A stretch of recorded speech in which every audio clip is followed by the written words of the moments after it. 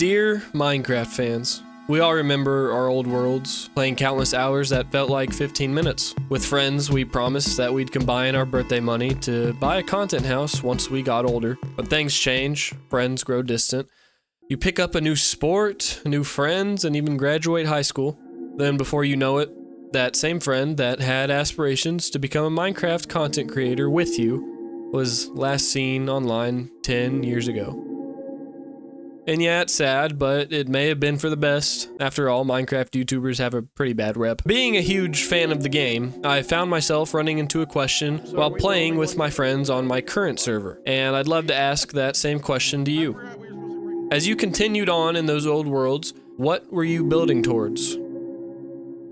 I didn't get an Xbox until a few years into Minecraft's existence. I was stuck playing on my iPod, which now, I admit, became some of my fondest memories. But every time my mom would drop me off at a buddy's house in elementary school, I couldn't wait to hop on the console edition and start a new world, even though we were stuck on split screen every time.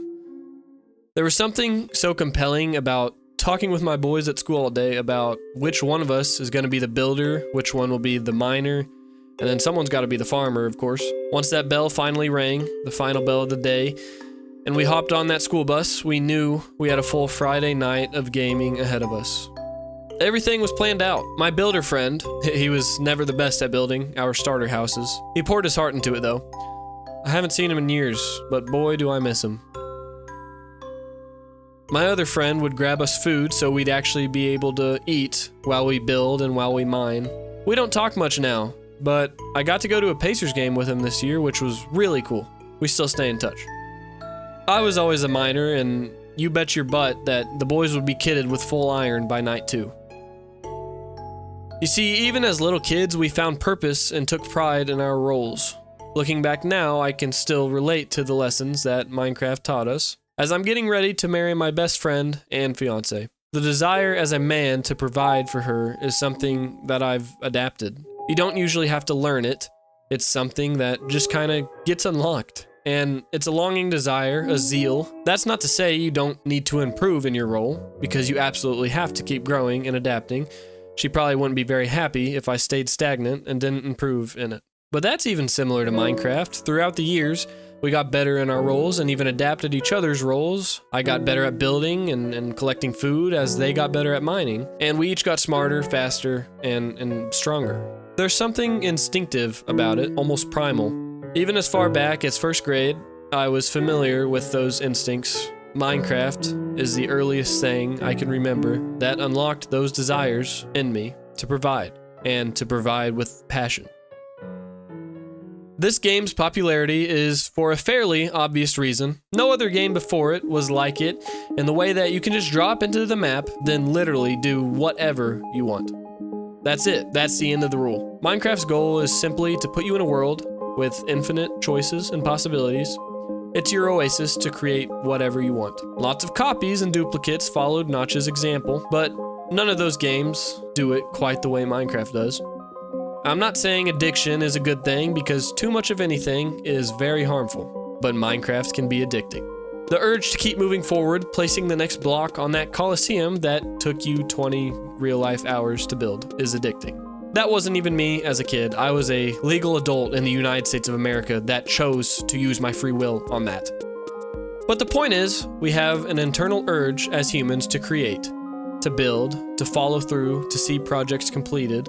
I work an HVAC job now, or HVAC, whatever you want to call it. Growing up, I never learned to use my hands. Dad was never a hands-on guy, and the few chances that he did try to teach me something, I didn't really care for it. So as you would expect, learning this trade has been challenging. I was as green as it gets, and I still have so much to learn. But even after doing it just shy of a year, I can see the satisfaction in completing a job, finishing up a project that you spent months on, to see things through after all the literal blood, sweat, and tears.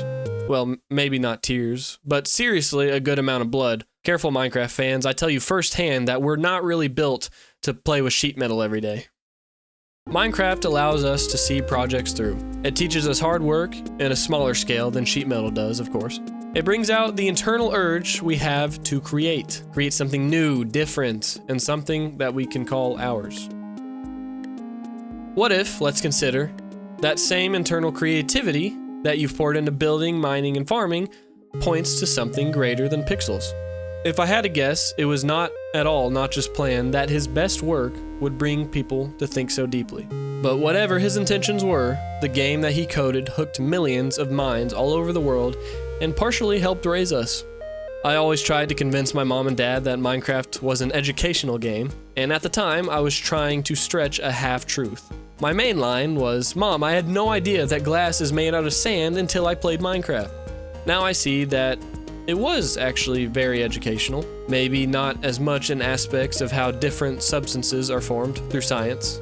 It didn't teach me math nor English, but it taught a whole lot of life lessons that stick with me today. Not only did it teach me, but it instilled emotions in me, and trust me, I was never a kid to show my emotions at all. What if the absolute masterpiece that is C418's catalog of music was meant to draw out emotions in us to make us think? Call me crazy, but C418 has been top 3 in my most listened to artists for several years now. I listen to Minecraft music while driving, while lifting. Heck, I even turn it on if I'm struggling to fall asleep. Ask any of my close friends, I always turn this banger on once it's past 1 a.m. at one of our sleepovers. And yes, this video is 10 hours long. I love every second of it. Of course, until that stupid Roku City turns on and wakes me up. This music brings back all those fond memories. It calms me and it makes me think. What if all these strings of codes on a screen actually work with our human nature, with how we're intended to be? We all have different beliefs and opinions, and I know that, and we all play this beautiful game so differently. I just want to draw a quick comparison. In the Holy Bible, a book that Christians believe is inspired by one divine creator, it opens up with an incredible story. That same creator, God is what they call him, tasks his first human with the freedom to name each animal. Adam, as the first man was called, goes on to have some crazy ideas. Like, why is this bird called a booby? Bro was 100% trolling. In all seriousness, Adam did his task and he did it well. God saw that it was better for Adam not to be alone, so he gave him a helper. Through them, generations came and went. Civilizations were built. Wars were waged. Later, King Solomon had that urge to build. Under his reign came the temple. Many more generations were built up, and then fell. Then came this one guy from a small town. He was quiet, he was humble, and he knew how to use his hands. A carpenter by trade, and word has it, he never did anything wrong. This guy would have never killed another player's wolf or stolen his friend's diamonds, that's for sure. His heart was pure, he had a moral compass that always held true. He had the internal urge to create so much that he was there for the creation of you. Then he came down in human form and created furniture and door frames. And just like him, we all have a moral compass, as well as an internal urge to create that we've showcased in the most successful game of all time. So my goal isn't to force a belief on you. Most Minecraft fans aren't browsing YouTube with religion in mind. But from one crafter to another, one that has spent countless amount of hours perfecting builds, barely surviving in caves and battling with friends, and taming new pets, and of course, listening to that sweet, sweet sound of that piano setting in, I know that my mind wants more. The appeal to Minecraft starts making more sense as I look at it from this perspective. It holds such a strong grip on our hearts for good reason. We, as humans, yearn to create in the same way that the one who created us did. There's a reason why humans are at the top of the food chain. There's something in us, something much more special than any mammal, much more intelligent, that wants to push the barriers in life and make the next breakthrough. Maybe we were made different than all the animals that Adam named. Maybe we're different than all the mobs. Maybe, just maybe, we were made in the image of something we can't even understand. An individual with a mind that instilled his same breath and moral compass in us. You could have just wasted a few minutes of your life watching just another sentimental Minecraft video. Don't get me wrong, I've watched plenty of those too, and I do enjoy them. But I ask that you just think a little further from this one. Where did we come from? Why do we have the built-in desires that we have, the moral truths, the moral absolutes? And if you're a real Minecrafter, I know that you have a creative enough mind to ponder on these things.